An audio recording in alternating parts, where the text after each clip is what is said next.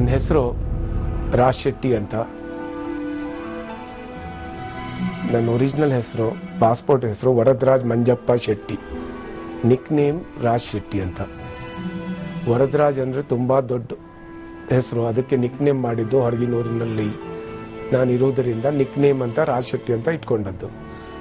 ನಾನು ಹುಟ್ಟಿದ್ದು ಕಾಳಾವರ, ಕುಂದಾಪುರ ತಾಲೂಕು ಕಾಳಾವರ ಎಂಬ ಊರಿನಲ್ಲಿ ಹುಟ್ಟಿ ನಾನಲ್ಲಿ ಶಾಲೆಗೆ ಹೋಗಿ ನನ್ನ ತಂದೆ ತಾಯಿ ಅಲ್ಲಿಂದ ಬಾಂಬೆ ಶಿಫ್ಟ್ ಆದರು.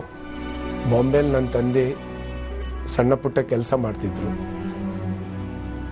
ನಾನು 11 ವರ್ಷದ ಇದ್ದಾವಾಗ 8ನೇ ಕ್ಲಾಸಲ್ಲಿ ನನ್ನ ತಂದೆ ತೀರಿ ಹೋದರು. ನನ್ನ ತಾಯಿ ಎಲ್ಲ ಬಾಂಬೆಯಿಂದ ಎಲ್ಲ ಮಾರಿ, ಮನೆಯನ್ನೆಲ್ಲ ಮಾರಿ, ಸಣ್ಣ ಪುಟ್ಟ ಮನೆ ಮಾರಿ ಬಂದು ಊರಲ್ಲಿ ಗದ್ದೆ ಬೇಸಾಯವನ್ನು ಮಾಡಿ ದನದ ಹಾಲು ಮಾರಿ ನಮ್ಮನ್ನೆಲ್ಲ ಸಾಕಲಿಕ್ಕೆ, ನಾವು 3 ಮಕ್ಕಳನ್ನು ಸಾಕಲಿಕ್ಕೆ ಹೋರಾಟ ನಡೆಸಿದ್ರು ನನ್ನ ತಾಯಿ. ಆವಾಗ ಭಾರಿ ತುಂಬ ಬಡಸ್ತಿಕೆ, ಪುಸ್ತಕ ತೆಗೆದುಕೊಳ್ಳಲಿಕ್ಕೆ ಹಣವಿಲ್ಲ, ಬಟ್ಟೆಗೆ ಹಣ ಇಲ್ಲ, ಲಿಮಿಟೆಡ್ ಇನ್ಕಮ್ ಇತ್ತು. ಆ ಕಷ್ಟವನ್ನು ನಾನು ನೋಡಿ 9ನೇ ಕ್ಲಾಸ್ ತನಕ ನಾನು ಊರಲ್ಲಿ ಕಲಿತು 9ನೇ ಕ್ಲಾಸ್ ನಾನು ಮತ್ತು ಪುನಃ ನಾನು ಬಾಂಬೆಗೆ ಹೋಗಿ ನೈಟ್ ಸ್ಕೂಲಲ್ಲಿ ಶುರು ಮಾಡಿದೆ. ಆದರೆ ನೈಟ್ ಸ್ಕೂಲಲ್ಲಿ ನಾನು ಕಂಟಿನ್ಯೂ ಮಾಡಲಿಕ್ಕೆ ಆಗದೆ. ಆ ಟೈಮಲ್ಲಿ ಎಲ್ಲ ಜನರು ಹೊರಗಿನೂರಿಗೆ ಹೋಗ್ತಿದ್ರು, ವಿದೇಶಕ್ಕೆ. ನಾನು ಹೋಟೆಲಲ್ಲಿ ಕೆಲಸ ಮಾಡ್ತಿದ್ದೆ. ಆವಾಗ ಎಲ್ಲ ಜನರು ಹೊರಗಿನೂರಿಗೆ ಹೋಗೋದು ನೋಡಿ ನಾನು ನನ್ನ ಪಾಸ್ಪೋರ್ಟ್ ಎಲ್ಲ ಮಾಡಿಕೊಂಡು ನಾನು ಹೊರಗಿನೂರಿಗೆ ಹೋಗ್ಬೇಕಂತ ತಯಾರಿ ಮಾಡಿದೆ. ಸೊ ನಾನು ಹೋಟೆಲಲ್ಲಿ ಕೆಲಸ ಮಾಡುವಾಗ ಹೊರಗಿನೂರಿಗೆ ಹೋಗುವ ಅವಕಾಶ ಸಿಕ್ತು. ಡೈಲಿ ನ್ಯೂಸ್ ಪೇಪರಲ್ಲಿ ಅಡ್ವರ್ಟೈಸ್ಮೆಂಟ್ ಎಲ್ಲ ಓದಿ ಪ್ರತಿ ಸಾರಿ ಇಂಟರ್ವ್ಯೂ ಕೊಡ್ತಾ ಇದ್ದೆ. ನನ್ನ ಫಸ್ಟ್ ಜಾಬ್ ನನ್ನ ಸೌದಿಯಲ್ಲಿ ಸಿಕ್ತು. ನನ್ನ ತಂದೆ ಗಾಂಧಿವಾದಿ. ಅವರಿಗೆ ಈ ಕೆನ್ನೆಗೆ ಹೊಡೆದ್ರೆ ಅವ್ರು ಹೇಳ್ತಾರೆ ಈ ಕೆನ್ನೆಗೂ ಒಂದು ಹೊಡೆದು ಬಿಡಪ್ಪ ಅಂತ. ಸಿಂಪಲ್ ಲೈಫ್ ಜೀವನ ಅವ್ರು ಕಳೀತಿದ್ರು. ನಾನು ಟೀನೇಜರ್ ಆಗ್ತಾ ಇದ್ದೆ, ಅವ್ರಿಗೆ ತುಂಬ ಕಷ್ಟ ಕೊಡ್ತಾ ಇದ್ದೆ. ನನಗೆ ಅದು ಬೇಕು ಇದು ಬೇಕು ತುಂಬ ಡಿಮಾಂಡ್ ಮಾಡ್ತಾ ಇದ್ದೆ. ಒಂದು ದಿವಸ ನನ್ನನ್ನು ನಾವೊಂದು ಸಣ್ಣ ಬಿಲ್ಡಿಂಗಲ್ಲಿ ಇರ್ತಿತ್ತು, 1 ರೂಮ್ ಕಿಚನ್, ಗೌರ್ಮೆಂಟಿನ ಬಿಲ್ಡಿಂಗ್. ಅದು 4th ಫ್ಲೋರ್ ಸ್ಟೋರಿ ಬಿಲ್ಡಿಂಗ್, ಅದು 4 ಸ್ಟೋರಿ ಬಿಲ್ಡಿಂಗ್. ಟೆರಾಸಲ್ಲಿ ಕರ್ಕೊಂಡು ಹೋದ್ರು ನನ್ನನ್ನು. ಮಗ ನೋಡು, ನೀನು ತುಂಬ ಡಿಮಾಂಡ್ ಮಾಡ್ತಾ ಇರ್ತಿ, ನನ್ನ ಹತ್ರ ಲಿಮಿಟೆಡ್ ಸಂಬಳ, ನಾನು ಕಳ್ಲಿಕ್ಕೆ ಆಗೋದಿಲ್ಲ, ನಾನು ಬೇರೆ ಕೆಲಸ ಮಾಡೋದಿಲ್ಲ, ಸಿಂಪಲ್ ನಾನು ಜನ, ನಿನ್ನ ಡಿಮಾಂಡ್ ನನಗೆ ಪೂರೈಸಲಿಕ್ಕೆ ಆಗೋದಿಲ್ಲ. ನೀನು ಏನು ಮಾಡು, ಇಲ್ಲಿಂದ ಹಾರು ಕೆಳಗೆ. ಇಲ್ಲಿಂದ ಕೆಳಗೆ ಹಾರುವ ಮೊದಲು ದೇವರ ಹತ್ರ ಒಂದೇ ಬೇಡಿಕೋ, ನಾನು ಯಾರಾದರೂ ಶ್ರೀಮಂತರ ಮನೆಯಲ್ಲಿ ಹುಟ್ಟಬೇಕಂತ. ಆವಾಗ ಟಾಟಾ ಬಿರ್ಲಾ ಒಂದು 2 ಮನೆ. ಅವ್ರು ಹೇಳಿದ್ರು ನೀನು ಕೇಳ್ಕೊ, ಟಾಟನ್ ಮನೆಯಲ್ಲಿ ಹುಟ್ಟೆವು ಅಲ್ಲ ಬಿರ್ಲನ್ ಮನೆಯಲ್ಲಿ ಹುಟ್ಟಬೇಕಂತ. ದೇವ್ರ ಹತ್ರ ಬೇಡ್ಕೊ ಅಂತ ಹಾರು.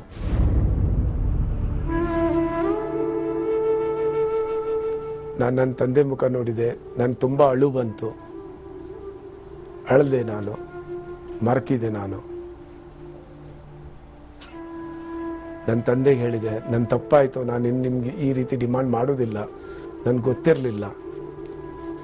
ಹಾರಲಿಕ್ಕೆ ನಾನು ಹೆದರೋದಿಲ್ಲ, ನಾನು ಈಗ ಬೇಕಾದರೂ ಹಾರ್ತೇನೆ, ಆದರೆ ನಾನು ದೇವ್ರ ಹತ್ರ ಇದೇ ಕೇಳ್ತೇನೆ, ಮತ್ತು ಪುನಃ ನಾನು ಇವರೇ ತಂದೆಯಾಗಿ ಇವ್ರ ಮನೆಯಲ್ಲೇ ಹುಟ್ಟಬೇಕಂತ. ಅವ್ರ ಕಾಲಿಗೆ ಕ್ಷಮೆ ಬೇಡಿ ನಾನು ಕ್ಷಮೆ ಕೇಳ್ಕೊಂಡೆ. ಅವರು ನನ್ನನ್ನು ತಪ್ಪಿಕೊಂಡ್ರು. ಅದೊಂದು ರೊಮ್ಯಾಂಟಿಕ್ ಮೆಮೊರಿ ನನ್ನ ಲೈಫಲ್ಲಿ. ಮತ್ತು ನನ್ನ ತಂದೆ ಭಾರಿ ಸಿಂಪಲ್ ಜನ. ಅವರು ನಮ್ಮ ಮನೆಯಲ್ಲಿ ಸಿಂಪಲ್, ಅವ್ರೇನು ಸಂಬಳ ಸಿಗ್ತಿತ್ತು, ಅವ್ರಿಗೆ ಭಾರಿ ಕಡಿಮೆ ಸಂಬಳ ಇತ್ತು. ದಿವಸ ಮನೆಯಲ್ಲಿ ದಾಲು, ರೈಸು, ರೊಟ್ಟಿ ಅಷ್ಟೇ.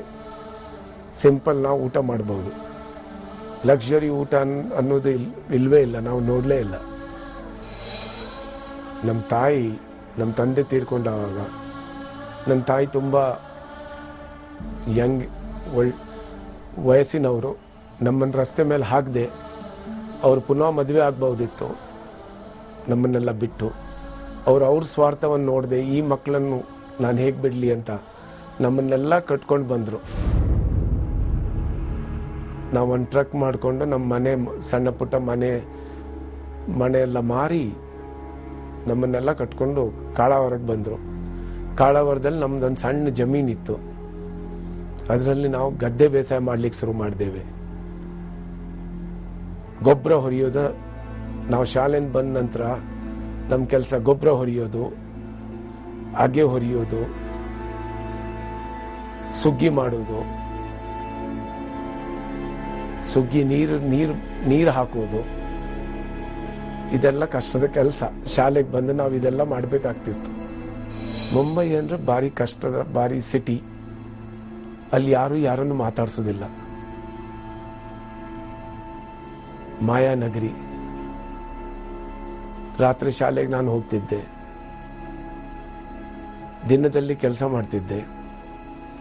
ನನಗೊಂದು ಕಂಪ್ನಿಯಲ್ಲಿ ಲೇಬರ್ ಕೆಲಸ ಸಿಕ್ತು. ದಿನ ಕೂಲಿ ಎಷ್ಟು 8-9 ರೂಪಾಯಿ ಸಿಕ್ತಿತ್ತು. ಸೊ ಅದರಿಂದ ನಾವು ಊಟ ಮಾಡಬೇಕು, ಎಲ್ಲ ಮಾಡಬೇಕು. ಮಲಗಲಿಕ್ಕೆ ಜಾಗ ಇಲ್ಲ. ಹೋಟ್ಲ್ ರಸ್ತೆ ಮೇಲೆ ನನ್ನ ರಿಲೇಟಿವ್ದು ಒಂದು ಹೋಟ್ಲ್ ಇತ್ತು. ನನ್ನ ಕಸಿನ್ ಅಂಕಲ್ ಅವ್ರದ್ದು ಹೋಟ್ಲ್ ಇತ್ತು. ಆ ಹೋಟ್ಲ್ ಬಂದಾದ ನಂತರ ನಾವು ಹೊರಗಡೆ ನಮ್ಮ ಚಾಪೆ ಹಾಕಿ ಮಲಗ್ತಿದ್ದೇವೆ.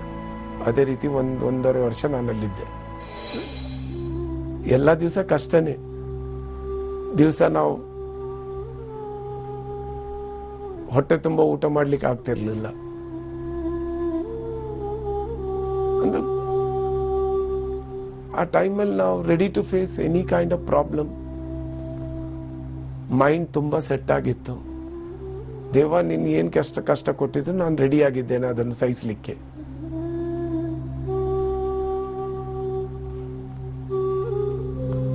ದಿನಚಾರಣೆ ಅದೇ ಇತ್ತು. ದಿವಸ ಮಲ್ಗೋದು, ರಸ್ತೆಯಲ್ಲಿ ಮಲ್ಗೋದು, ಬೆಳಿಗ್ಗೆ 6 ಗಂಟೆ ಬೇಗ 5 ಗಂಟೆಗೆ ಎದ್ದು ಅವ್ರ ಅಂಗಡಿ ಓಪನ್ ಆಗ್ತದೆ. ಅದ್ರ ಮೊದಲು ನಾವು ಹೇಳ್ಬೇಕು. ರಾತ್ರಿ ನಾವು 12 ಗಂಟೆ ಆಗ್ತದೆ ಮಲಗುವಾಗ, 5 ಗಂಟೆ ನಿದ್ರೆ.